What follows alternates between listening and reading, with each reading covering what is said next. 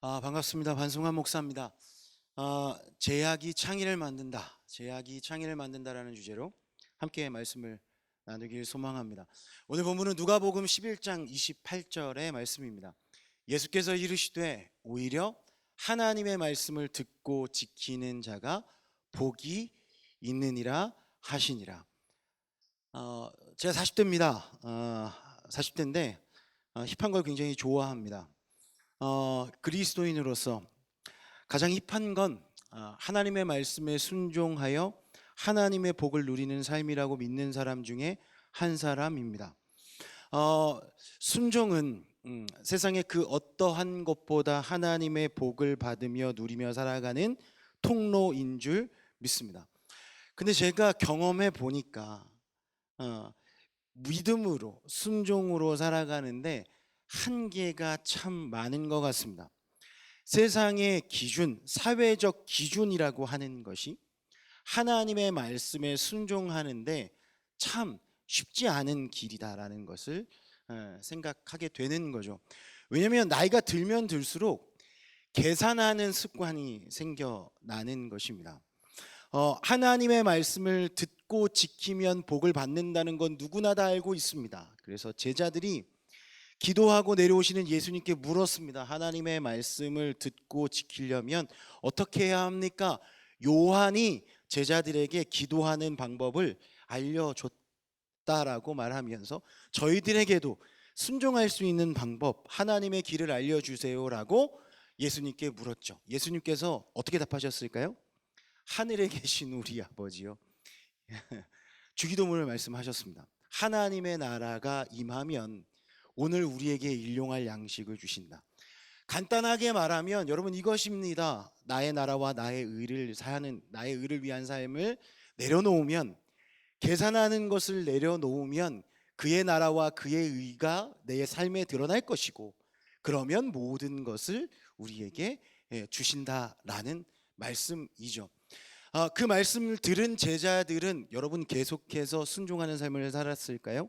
아니요. 단번에 다시 한계에 봉착합니다. 언제 한계에 봉착했는가? 예수님을 따른 수많은 무리들이 모였습니다. 예수님이 그들을 긍휼히 여기심으로 그들에게 하나님의 나라를 가르쳤습니다. 시간이 지나고 그들이 배고파함을 보셨죠. 제자들에게 이야기하셨습니다. 그들을 가서 먹이라. 여러분, 그들은 분명히 들었습니다. 그곳에 하나님의 나라와 하나님의 의가 임했습니다. 오늘 우리에게 일용할 양식을 주실 것입니다. 왜냐하면 여러분, 그곳에 그 일들을 행하실 수 있는 예수님이 함께하고 계시기 때문입니다. 그런데 그들에게는 다시금 한계가 찾아왔습니다. 예수님께 나와 그들이 이렇게 대답합니다. 예수님, 내가 그들을 먹이려면 200데나리온이나 되는 돈이 필요할 것 같습니다. 주님, 나는 한계에 다다랐습니다. 내가 할 수 없습니다. 재밌는 건 오히려 하나님의 말씀을 들은 그들보다 그들에게 찾아온 어린아이의 손에 보리떡 5개와 물고기 2마리, 그것이 여러분 그 순종이 하나님의 그 복을 그들에게 가져오는 스토리를 쓰게 하였습니다. 어찌 보면 여러분 우리는 어린아이보다 더 믿음이 없는 것 같습니다. 순종에는 여러분 우리의 판단이 들어갈 수 없습니다. 하나님께서 우리에게 바라시는 순종은 무엇일까요? 무엇을 이루라고 하는 것이 아닙니다. 무엇을 만들어내라고 하는 것이 아닙니다. 그래서 순종은 결과가 중요한 것이 아니라 여러분 태도가 중요한 것입니다. 복음의 언어라고 하는 책이 있습니다. 제가 오늘 여러분들에게 이 책의 한 문장을 소개하고 싶었습니다. 복음에 유창한 사람들이 되기 위한 방법에 대해서 나와 있습니다. 복음에 유창한 사람들이 되기 위해서 영적 전쟁을 싸울 준비를 하라, 이렇게 이야기합니다. 이 영적 전쟁을 싸울 준비를 하라는 것은 무엇입니까? 우리의 삶의 순종, 불순종, 우리의 삶에 하나님의 말씀대로 살려고 하는 그때 우리에게 다가오는 그 프레셔, 압박, 사회적 기준, 시선, 내가 판단하고 계산하는 것, 그것에 대한 대응을 하라고 이야기하죠. 그리고 그 뒤에 뭐라고 얘기하냐면 너희들의 생각들을 사로잡아 관찰하라고 이야기하고 있습니다. 여러분, 우리는 그래서 한순간에 우리의 삶에 하나님의 말씀을 순종할 수 있는 여러분 결단 이런 거 없습니다. 우리가 없던 용기, 결단 생겨나는 것 아닙니다. 그래서 우리에게는 일상의 예배가 중요합니다. 히브리서 3장 1절 말씀을 보십시오. 그러므로 함께 하늘의 부르심을 받은 거룩한 형제들아, 우리가 믿는 도리의 사도이시며 대제사장이신 예수를 깊이 생각하라라고 이야기하고 있습니다. 히브리서 3장에 나오는 이 편지를 받는 사람들은 누구이냐면 유대인들입니다. 유대인들은 놀라운 결단을 한 사람입니다. 여러분, 그들이 자신의 민족과 자신의 사회 보장, 자기가 받을 수 있는 모든 것들을 포기하고 예수를 믿기로 결단한 사람들입니다. 그런데 그들에게도 한계가 찾아왔습니다. 그들이 포함되어 있는, 그들이 함께 섬기고 있는 교회 안에 파들이 많아지고, 바울파냐 에볼로파냐, 여러분 하나님을 신뢰하고 자기의 민족성까지 버린 그들에게 어떤 한계가 찾아왔냐면 내가 누구 파인가, 누가 먼저인가, 누가 먼저 성공할 것인가에 대한 세상적 계산법이 들어오니 그들의 믿음이 흔들리는 것을 경험하게 되는 거죠. 그러니 바울이 썼는지 에볼로가 썼는지 모르겠지만 히브리서 3장 1절에 이렇게 이야기합니다. 하늘의 부르심을 받은 거룩한 형제들아, 우리가 믿는 도리의 사도이시며 대제사장이신 예수를 깊이 생각하라. 한계 가운데 있어도 괜찮습니다. 왜냐하면 여러분, 그때 우리가 그 문제를 대제사장이신 예수님께 가져가기만 하면 괜찮다라는 것을 이야기하는 것입니다. 신약 성경의 대제사장이라고 딱 한 번 표현된 표현이 바로 이 히브리서 3장 1절에 나와 있습니다. 헬라어로 에르큐메니우스라고 하는 단어입니다. 다리 놓는 사람이라는 뜻입니다. 여러분, 우리의 삶 속에 해결할 수 없는 문제들, 그 협곡에 빠져 있는 우리에게 그 문제를 해결할 수 있는 방법은 예수를 깊이 생각하는 거, 다시 순종의 자리로 들어가는 거. 그 순종의 자리는 무엇입니까? 여러분, 그냥 일상을 살아가는 것입니다. 뭔가 드라마틱한 것이 없습니다. 여러분, 자세히 관찰하고 또 다시 우리에게 드는 의심을 제압하는 것입니다. 그리고 하나님의 말씀 앞에 순복하는 것입니다. 그것이 순종하는 사람들의 태도인 것입니다. 여러분, 축구 좋아하십니까? 저는 축구를 굉장히 좋아합니다. 여러분, 맨체스터 시티라고 하는 팀이 있습니다. 축구를 좋아하지 않더라도 그 팀은 한번 들어봤을 것입니다. 그 팀이 원래 강팀은 아니었습니다. 그런데 구단주가 바뀌고 감독이 바뀌니 팀이 강해졌습니다. 펩 과르디올라라고 하는 감독이 그 팀에 부임을 했죠. 그에게 어떤 한 사람이 질문했습니다. 당신이 보기에 요즘에 어떤 선수가 가장 유망주라고 생각합니까? 라는 이야기를 했습니다. 그가 필 포든이라고 하는 굉장히 어린 선수를 지목했습니다. 그러면서 그가 뛴 한 경기를 이야기하면서 그 이유를 이야기했습니다. 챔피언스 리그라고 하는 유럽 대항전에 도르트문트라고 하는 팀과 경기를 하는데 이 녀석이 3번을 실수했다는 것입니다. 전반전 때 3번을 실수했대요. 본인이 실수하기도 했고 너무 잘 찼는데 골키퍼가 잘 막기도 했고 3번을 실수했는데 결국 결승골을 누가 넣는지 아느냐, 이렇게 오히려 반문을 했습니다. 3번 실수했는데 후반전에 필 포든이 결승골을 넣었다고 이야기합니다.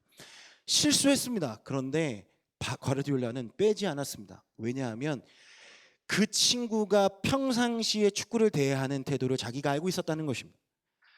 그 친구를 신뢰하고 빼지 않고 계속해서 그 경기를 뛰게 했던 펩의 선택이 결국엔 그가 결승골을 넣게 하는 신뢰를 가져갔다라는 것이죠. 그의 말이 인상 깊었던 말이 있습니다. 그 필포드는 발이 아니라 멘탈이 되게 강점인 선수다라는 이야기를 했습니다. 어떤 거냐면 그의 인생 가운데 계속해서 한계가 다가오는데 포기하지 않더라는 것입니다. 계속해서 자기에게 찾아와서 질문한다는 것입니다. 실수하면 좌절하고 실패하고 넘어질 법한데 아니 그냥 잊어버린다는 거예요. 잊어버리고 다시 와서 묻고 방법을 다시금 찾고 다시금 일어서서 그 경기를 뛸 전쟁을 뛸 그 마음을 가진다라는 거죠. 여러분 그렇습니다. 순종의 길은 어쩌면 이런 것이라고 생각합니다. 여러분 우리가 하나님의 말씀을 듣고 지켜 행한다고 해서 우리의 삶에 계속해서 넉넉히 이기는 싸움을 싸울 수는 없는 것입니다. 우리의 삶에 일어나는 각계 전투들에서 여러분 우리는 이거 인정해야 됩니다. 질 수 있습니다. 우리의 삶의 작은 전투들에서든 질 수 있습니다. 그런데 놀라운 건 여러분 하나님께서 이미 그 큰 전쟁에서 승리하셨다는 것입니다. 여러분 그 하나님께서 우리를 그 승리한 전쟁에 개선 행렬에 우리를 포함시키셨다라는 것입니다. 남은 아주 작은 내 인생의 전투에서는 우리가 질 수 있습니다. 그러니 여러분 정신 차리십시오. 여러분의 생각을 사로잡아서 자세히 관찰해 보십시오. 여러분 하나님께서 우리에게 말씀하고 계시는 것이 있습니다. 하나님과 함께 동행하는 삶을 다시 시작하라. 그리고 그 시작 속에 우리에게 주시는 하나님의 열매들을 분별하라. 여러분 제약이 창의를 만듭니다. 우리의 삶의 말씀대로 살아가는 삶 속에 너무나 많은 유혹이 있습니다. 그때마다 우리는 무엇 해야 합니까? 기도하며 성령의 열매를 구해야 합니다. 성령의 열매 중에 가장 마지막 절제, 셀프 컨트롤. 내가 하나님 앞에 내가 가지고 있는 욕망들을 잠재우는 것, 순복하는 것, 그리고 그 속에 복음의 진리들로 싸우는 삶의 시작이 여러분 다시금 우리의 삶에 하나님의 복을 가져오는 놀라운 축복의 통로가 될 줄로 믿습니다. 여러분 우리의 삶 속에는 계속된 질문들이 있습니다. 존재론적 고민에 대한 질문입니다. 이곳에 여러분들이 나올 때도 그런 고민들을 가지고 왔다는 생각이 듭니다. 방향성, 정체성, 삶의 의미들. 여러분 그런데 사실 그 존재론적 고민들은 예전에도 있었고 우리에게도 있으며 앞으로도 있을 문제들입니다. 예수님께서는 하나님께서는 우리에게 그 답을 말씀을 통해서 보여주셨습니다. 마가복음 1장 1절 하나님의 아들 예수 그리스도 복음의 시작이라. 예수 그분의 소식이 우리의 일상 가운데 들어올 때 여러분 우린 복음의 순종함으로 그 모든 인생의 질문에 대한 답을 찾게 될 줄로 믿습니다. 복음은 위대합니다. 우리의 삶의 정체성, 의미, 방향성, 우리가 가지고 있는 모든 질문들의 답을 주는 것이 바로 복음인 줄 믿습니다. 세상은 굉장히 우리에게 단순한 문법을 제시합니다. 다니엘서 1장 4절 말씀. 흠이 없고 용모가 아름답고 모든 지혜를 통달하고 학문에 익숙한 자들. 여러분 우리가 하나님의 말씀에 순종한다고 해서 흠이 없고 아름다우며 학문에 익숙한 어떤 육학형 인간이 되는 것은 너무나 어려운 일입니다. 그러나 제가 여러분들에게 말씀드릴 수 있는 것은 이것입니다. 말씀으로 하나님의 말씀대로 살아가기로 순종하면 하나님께서는 우리의 삶에 이것보다 더 충만한 샬롬의 은혜를 주실 줄로 믿습니다. 그 샬롬은 무엇입니까? 여러분 우리가 진짜 그냥 너무 힘들고 어려워서 내 발로 사망의 음침한 골짜기로 걸어갈 때도 있습니다. 내가 너무 화가 나서 하나님이 없는 어둠의 공간으로 걸어갈 때가 있다라는 것이죠. 여러분 그럼에도 불구하고 다시금 하나님 앞에 돌이키면 하나님께서는 우리가 그 어둠의 시간을 걸어간 그 시간조차도 합력하여서 하나님의 선으로 만드시는 줄로 믿습니다. 여러분 우리의 삶에 제약의 시간이 있습니다. 저는 그 제약의 시간을 불순종의 밤이라고 이야기하고 싶습니다. 불순종의 밤은 여러분 너무 쓰라리고 아픕니다. 시골에 가면 여러분 가끔 불이 하나도 없는 곳에 다다르곤 합니다. 불안하죠. 어두우니까요. 여러분, 근데 막상 그곳에 가보면 가로등이 없는 게 아니고 가로등이 꺼져 있는 것을 발견하게 됩니다. 그래서 제가 너무 궁금해서 찾아봤어요. 왜 가로등이 있는데 켜지 않는가? 의도적으로 꺼놨다는 것을 발견하게 됐습니다. 왜냐하면 이게 가끔은 어두워야 곡식이 자라기 때문이라고 이야기하더라고요. 때론 여러분, 그 곡식의 성장을 위해서 불을 끄기도 해야 한다는 것입니다. 제가 그때 깨달았습니다. 때론 우리의 삶에 한계와 제약이 다가오는 이유는 하나님께서 우리를 통해 우리가 성장하기를 원하신다는 것이다. 성장의 때라는 것을 우리에게 보여주시는 것이구나. 여러분, 그렇습니다. 곡식은 어두운 곳에서 성장합니다. 신앙도 그런 것 같습니다. 고난의 밤에는, 불순종의 밤에는 큰 깊이가 생겨납니다. 마태복음 4장 27절, 그가 밤낮 자고 깨고 하는 중에 씨가 나서 자라되 어떻게 그리 되는지를 알지 못하느니라. 여러분, 이 말씀을 한번 보세요. 그가 밤낮 자고 깨고 하는 중, 그냥 우리가 평범한 일상을 살아가는데 잘하고 있는 거예요. 우리에게 필요한 건 여러분, 우리의 행위의 결과가 아니라 그냥 밤낮 자고 깨고 평범한 일상 가운데 하나님과 동행하는 것입니다. 그러면 자연스럽게 자라나는 거죠. 어떻게 그리 되었는지는 모르겠는데 하나님과 동행하며 밤낮 자고 깨고 하다 보니 성장하고 있는 나를 발견하게 되는 것입니다. 여러분, 순종의 밤이면 매일 복된 날이면 좋겠지만, 그러나 하나님과 함께라면 불순종의 밤이어도 괜찮습니다. 내 말을 듣고 지키는 자에게는 복이 있느니라. 하나님과 함께하면 우리는 괜찮습니다. 밤은 우리를 깨끗해 해서 좋습니다. 성장하게 해서 좋습니다. 깊어지게 해서 좋습니다. 예수님과 함께하는 길이라면 무엇이든 좋은 것입니다. 그러나 여러분, 딱 한 가지만 기억하십시오. 대신 여러분, 머뭇거리지만 마십시오. 순종의 길을 걸어갈 때 잠깐 그 제약 가운데, 한계 가운데 그 허들에 걸려 넘어져도 되는데 하나님은 우리에게 순종의 말씀을 하실 때 여러분, 주의해야 될 것은 머뭇거리지 말라는 것입니다. 머뭇거림은 모든 시험이 시작된다는 것을 간과하는 것이 될 수 있기 때문입니다. 따라오라는 명령에서 머뭇거립니다. 여러분, 작은 머뭇거림은 큰 나비 효과를 가져오게 됩니다. 작은 불순종은 순종 자체를 깨고 순결을 잃어버리게 합니다. 하나님께서 우리에게 원하시는 믿음은 어린아이와 같은 순결한 믿음인 줄 믿습니다. 사명을 잃어버립니다. 불순종보다 더 무서운 것은 머뭇거림입니다. 시험이 깃듭니다. 부르시면 즉각 순종이 그 자체가 중요한 것을 기억하십시오. 여러분, 드라마 대행사라고 하는 드라마의 한 대사들, 한 장면들을 이야기하고 오늘 말씀을 마무리하려고 합니다. 이보영 배우라고 하는 배우가 그 광고 대행사에서 여러 가지 일을 하면서 나오는 그런 일들 중에 한 장면입니다.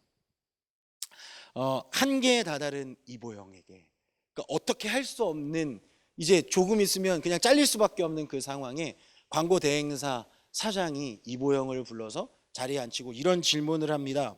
저도 여러분들에게 질문해 보고 싶습니다. 길이 없으면 어떻게 해야 될까요? 여러분, 우리 순종했는데, 말씀대로 살았는데 길이 없는 것처럼 느껴지는 그 밤이 우리에게 찾아오면 어떻게 해야 될까요? 이보영이 당당하게 얘기했습니다. 길을 만들면 되죠. 길을 만들면 되죠. 근데 사장이 정색하면서 이렇게 얘기합니다. 일을 해보지 않은 사람이나 하는 말입니다. 길 같은 거 필요 없습니다. 길을 찾지 마십시오. 그냥 하던 일을 계속 하십시오. 그러다가 성공하면 그것을 사람들이 길이라 할 것입니다. 여러분, 저는 여러분들에게 이런 권면을 하고 싶습니다. 말씀대로 순종하는 길을 걷다가 어둠의 불순종의 밤을 만나면 여러분 길을 찾으려고 노력하지 마십시오. 그저 매일 우리가 일상 가운데 하나님 앞에 기도하고 예배하던 하던 일을 계속 하십시오. 하나님과 동행하면 그 길이 될 줄로 믿습니다. 아멘. 길을 찾는 존재론적 고민 앞에 멈춰 머뭇거리고 계신 분이 계시다면 여러분 그냥 하던 일을 계속하십시오. 말씀 보고 기도하고 예배하고 일상을 살아내십시오. 우리의 상식과 생각을 뛰어넘는 하나님의 크리에이션, 하나님의 일하심을 경험하게 되실 것입니다. 순종은 제약 속에 창의를 만들어낼 것입니다. 감사합니다.